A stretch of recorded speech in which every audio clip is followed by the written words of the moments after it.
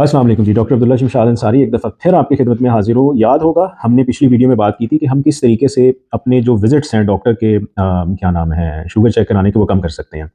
मैं अक्सर मेरे पास अगर कोई पेशेंट आता है ना और मुझसे कहते हैं डॉक्टर साहब हमने अपने फ़लाने मरीज़ को चेक करवाना है, तो हम आपको जो है ना वो दिखाना चाहते हैं, तो हम कब लेके आएँ? मैं ये करता हूँ, मैं कहता हूँ देखें मेरे पास आपने अभी ना लेके आएँ, पहले तो ये बताएँ कि मरीज़ की ओवरऑल कंडीशन कैसी है? अगर वो सीरियस नहीं है उनसे पूछ लिया हाँ जी ठीक है, नहीं है, अगर बहुत कोई ज़रा-सा भी शक हो कि पेशेंट ठीक नहीं तो अगले दिन बुला लेते हैं। लेकिन अगर आपका पेशेंट सेहत के एतबार से ठीक है, मैं फिर कहता हूँ अपने करीबी मोहल्ले के डॉक्टर से ज़रूर रुजू करें मेरी इस बात पे अमल करने से पहले। अगर वो कहते हैं हाँ, इंतज़ार हो सकता है तो ठीक है। तो जिन मरीज़ों को इंतज़ार कर सकते हैं मैं उनको लाज़मी तौर पे आम तौर पे ये कहता हूँ कि अपनी नाश्ते से पहले की शुगर ज़रूर चेक करें। रोज़ाना चेक करें, उसमें कोई ब्रेक या कोई गैप नहीं होना चाहिए। फिर पूरे दिन में कोई सी एक इज़ाफ़ी शुगर चेक करें। मतलब देखिए नाश्ते से पहले की शुगर तो चेक हो गई, ठीक है? अब आपने अपनी मर्ज़ी से कोई सी भी खाने के 2 घंटे बाद की शुगर चेक करनी है। जैसे या तो आप नाश्ते के 2 घंटे बाद चेक कर लें, या आप कर लें दोपहर खाने के 2 घंटे बाद, या आप कर लें रात खाने के 2 घंटे बाद। इस तरह क्या होगा कि पूरे दिन की आपके पास एक एवरेज और रैंडम सी शुगर आ जाएगी। नाश्ते से पहले वाली तो हुई भी है। एक दिन आपने कर ली नाश्ते के 2 घंटे बाद, अगले दिन कर ली दोपहर खाने के 2 घंटे बाद और उससे अगले दिन कर ली रात खाने के 2 घंटे बाद। अब जब आप डॉक्टर साहब के पास जाएँगे इन 3-4 दिनों का रिकॉर्ड लेके इस तरीके से शुगर की, तो डॉक्टर साहब को ये पता होगा कि नाश्ते वाली दवाई को एडजस्ट करना है कि दोपहर वाली को एडजस्ट करना है कि रात वाली को एडजस्ट करना है। तो उससे क्या होगा कि आपके जो डॉक्टर के पास विज़िट्स हैं ना वो कम हो जाएँगे। मतलब डॉक्टर उसी वक़्त आपका फ़ैसला करने के लिए ईज़ी हो जाएगा, ठीक है? और आपको जो है ना वो एक ही खुराक में चीज़ें बहुत सी जो उनसे ना वो एडजस्ट होना शुरू हो जाएगी। दूसरी चीज़ ये है, शुगर जो है ना वो हर सिस्टम की बीमारी है। एक सिस्टम को नहीं अफ़ेक्ट करती। देखें खुदा ना ख़ास्ता अगर शुगर कंट्रोल ना हो तो पेशेंट को फ़ालिज भी हो सकता है, आँखें ज़ाया हो सकती हैं, लकवा भी अक्सर शुगर के मरीज़ों में होता है, हार्ट अटैक हो सकता है, पेशेंट को मैदे के मसाइल हो सकते हैं, पेशेंट को बाज़ औक़ात जो है ना वो गुर्दे फ़ेल हो सकते हैं, पाँव में ज़ख्म बन सकते हैं, हाथ-पैर सुन्न हो सकते हैं, रातों को शदीद दर्द हो सकती है जिसमें उसको नींद नहीं आती।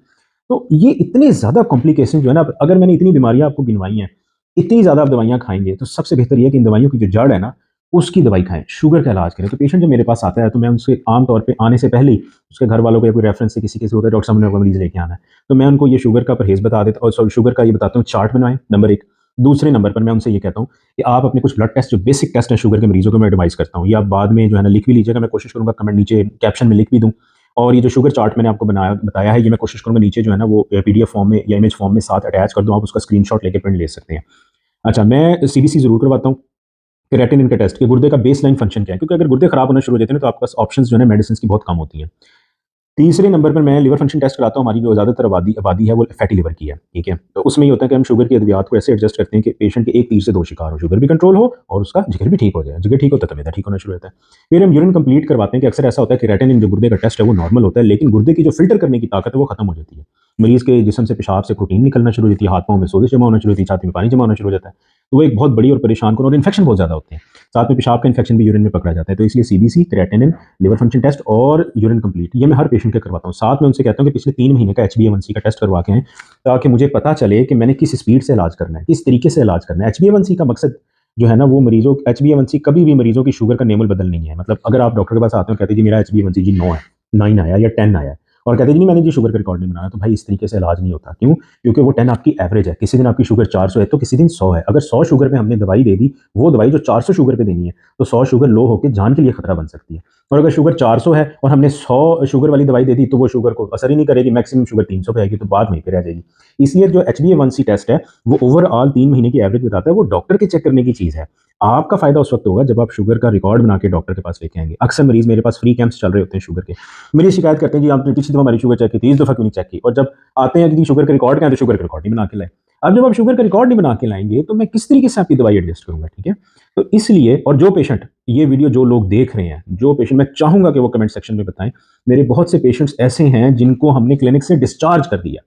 कोई 3 महीने बाद आ रहे हैं, कोई 6 महीने बाद आ रहे हैं और अपनी शुगर कंट्रोल में, उनके वज़न भी कम हुए हैं, शुगर भी कम है। कुछ ऐसे मरीज़ हैं जिनकी इंसुलिन तक छूट गई है। ये मैं फिर बता रहा हूँ, मुझे ये ना मशहूर किया जाए कि मैं इंसुलिन के अगेंस्ट हूँ। इंसुलिन बहुत अच्छी चीज़ है, लेकिन अगर उसकी ज़रूरत नहीं है तो हम नहीं लगाते। ठीक है? जिन पेशेंट्स का वज़न कम होना शुरू हो जाए, चीज़ें बेहतर होना शुरू हो जाए, तो हम उनकी जो इंसुलिन है उसको जो है ना वो बंद कर देते हैं और गोलियों पे उसको चलाते हैं। ठीक है?